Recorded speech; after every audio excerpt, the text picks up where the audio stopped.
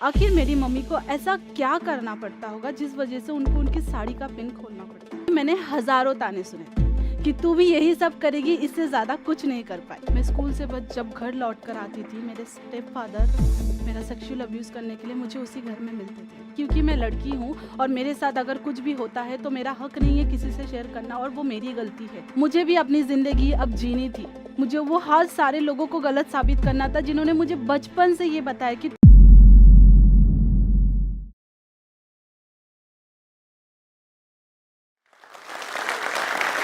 आज हम सभी कहीं ना कहीं परेशानियों से गुजरे हुए हैं। बचपन से मैं एक ऐसे परेशानी से गुजरती थी जिससे मैं बाहर नहीं निकलती, तो हो सकता है आज यहाँ जो स्टॉक पर आप सबके सामने ना होकर किसी कोठे में पड़ी सड़ रही होती।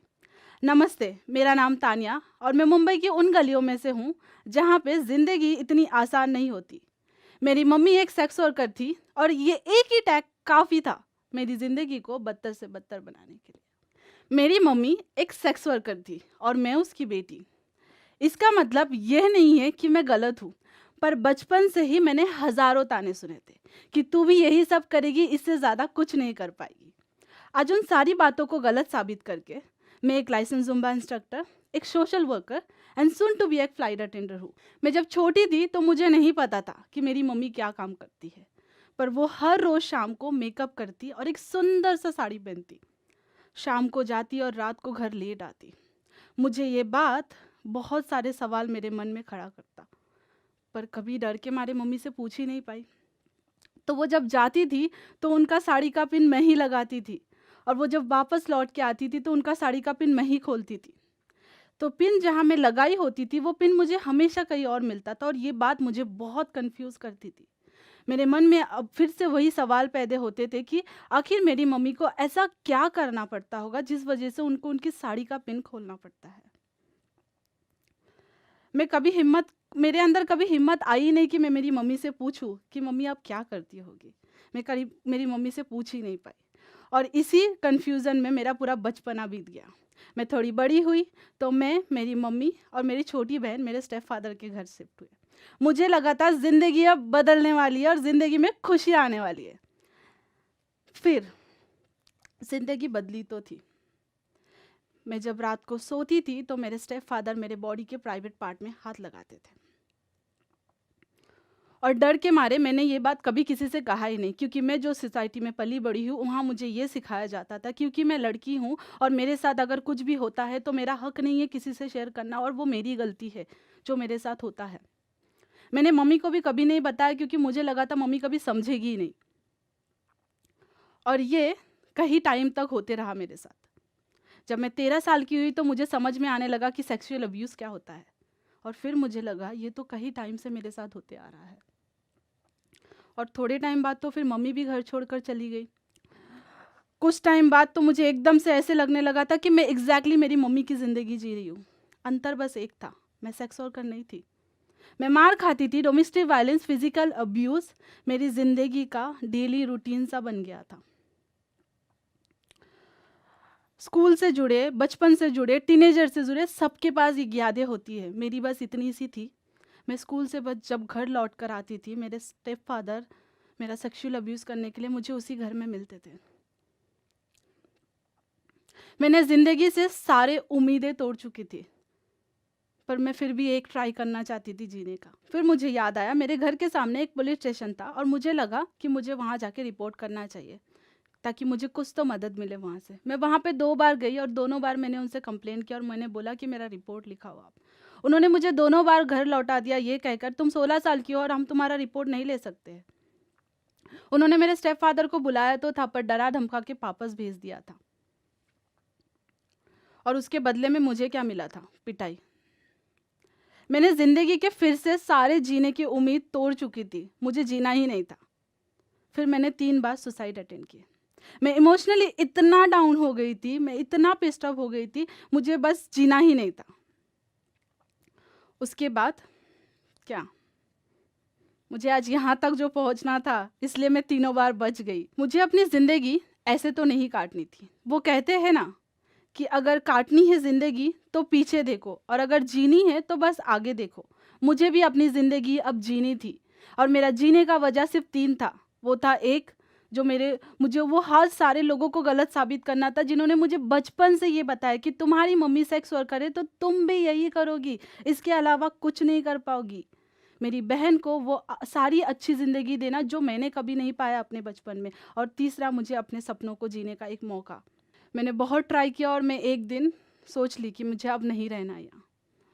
मैं 9वीं बस पढ़ाई, मेरा 9वीं स्टैंडर्ड ख़त्म हुआ था और मुझे ये बात तो पता था मुंबई रहने के बाद इतने सालों में कि जस्ट 9वीं ख़त्म करके कुछ नहीं मिलने वाला है जॉब। तो खाना बहुत अच्छा बना लेती थी, घर का काम बहुत अच्छे से आता था, तो मुझे लगा डोमेस्टिक हाउस का वर्क तो मैं कर ही सकती हूँ।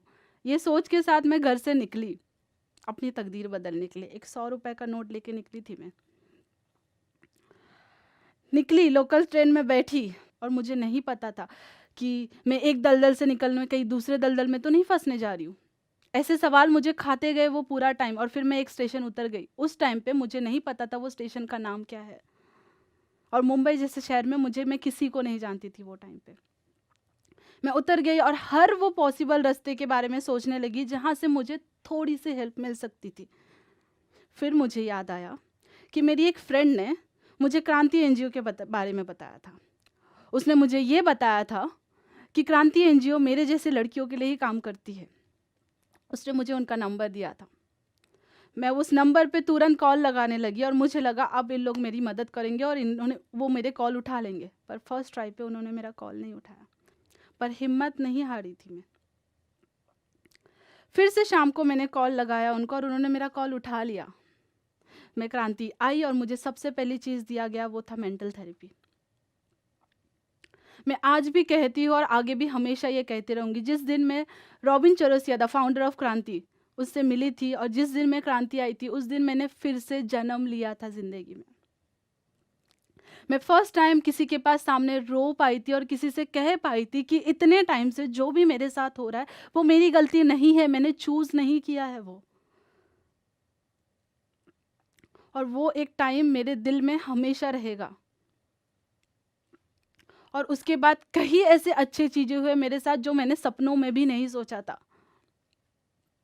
क्रांति के थ्रू मैंने मेरा एजुकेशन पूरा किया, क्रांति के थ्रू मैंने अपना सपना जीना स्टार्ट किया, क्रांति के थ्रू मैं एक एक्टर बनी, एक थिएटर आर्टिस्ट बनी। मैंने इंटरनेशनल एंड नेशनली ट्रैवल किया, मोर देन 30 कंट्री। और मैंने ऐसे कई चीज़ें की है जिस वजह से आज मैं जो हूँ वो हूँ। क्रांति ने मुझे नॉट जस्ट एक नई लाइफ दी, क्रांति ने मुझे एक बेस्ट लीडर और एक अच्छा इंसान बनाना भी सिखाया। और फिर मैंने मेरी डांस की जर्नी स्टार्ट की। मैं पहले बॉलीवुड डांस करती थी, फिर मुझे लगा कि मुझे जो करना है वो मुझे नहीं मिल रहा है बॉलीवुड से, मुझे उससे कुछ ज़्यादा करना था। फिर किसी ने मुझसे जुम्बा से मेरा इंट्रोड्यूस कराया एंड देन मेरी जुम्बा की जर्नी स्टार्ट हुई। मैं कुछ महीनों के लिए स्टूडेंट थी और फिर कुछ महीनों के बाद मैं एज अ इंस्ट्रक्टर लाइसेंस में इंक्लूड हुई। इट्स बिन 3.5 years मैं लाइसेंस जुम्बा इंस्ट्रक्टर हूँ और मैं बहुत सारे अलग अलग डिफरेंट NGOs में जाती हूँ और उन्हें क्लासेस देती हूँ। जुम्बा ने मेरे लाइफ में मैजिक किया है।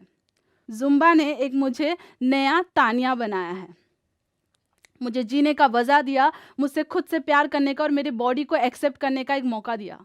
और क्या ही चाहिए था मुझे ज़िंदगी में। और उससे भी बड़ी बात, हैप्पीनेस क्या है उसका मतलब समझाया जुम्बा ने मुझे। आज भी जब मैं ऐसे मेरी स्टोरी शेयर करती हूँ तो बहुत से मेरे दोस्त और बहुत से लोग मुझे कहते हैं और पूछते हैं तू क्यों करती है ऐसा, तुझे क्या मिलता है और क्या मिलने वाला है करके।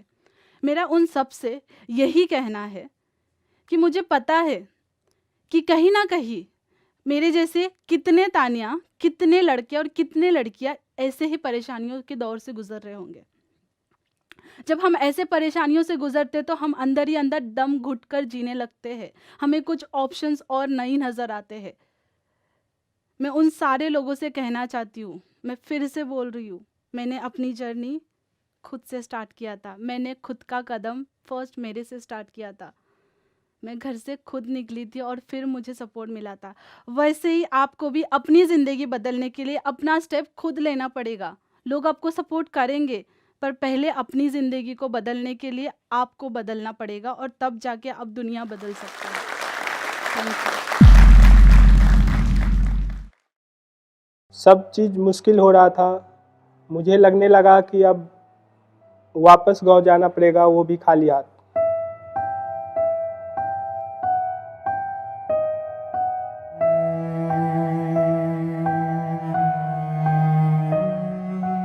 सोचा था गांव से जब बाहर जाएंगे तो लाइफ का सारे स्ट्रगल दूर हो जाएंगे, लेकिन जंग तो शुरू हुआ था जब दूसरा लॉकडाउन आया और ऑफिस बंद हो गया और जॉब के लिए मैं काफ़ी परेशान था।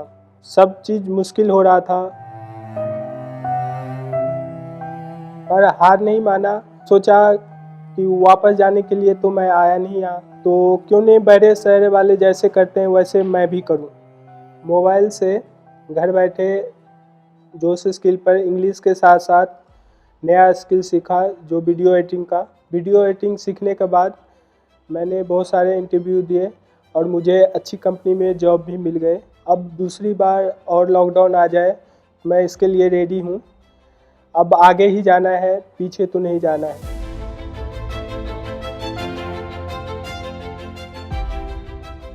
ये मेरा स्किल है, ये स्किल मेरे से कोई छीन नहीं सकता। चाहे परिस्थिति कितनी भी खराब क्यों न हो, उसको डट के सामना करना चाहिए। सपना ज़रूर पूरा होगा, जैसे मेरा हुआ जोश स्किल ऐप के साथ।